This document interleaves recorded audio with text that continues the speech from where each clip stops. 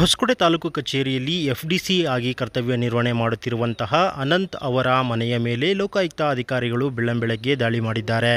ಬೆಂಗಳೂರು ಗ್ರಾಮಾಂತರ ಜಿಲ್ಲೆ ಹೊಸಕೋಟೆ ತಾಲೂಕಿನ ಅನುಗೊಂಡನಹಳ್ಳಿ ಹೋಬಳಿಯ ಬೋಧನಹೊಸಳ್ಳಿ ಗ್ರಾಮದಲ್ಲಿರುವ ಅನಂತ್ ಅವರ ಮನೆಯಲ್ಲಿ ಲೋಕಾಯುಕ್ತ ಅಧಿಕಾರಿಗಳು ಅಗತ್ಯ ದಾಖಲಾತಿಗಳನ್ನು ಪರಿಶೀಲನೆ ಮಾಡುತ್ತಿದ್ದಾರೆ. ಅಷ್ಟೇ ಅಲ್ಲದೆ ಮನೆಯಲ್ಲಿರುವಂತಹ ಹಣ ಹಾಗೂ ಒಡವೆಯನ್ನು ಸಹ ಪರಿಶೀಲನೆ ಮಾಡುತ್ತಿದ್ದಾರೆ.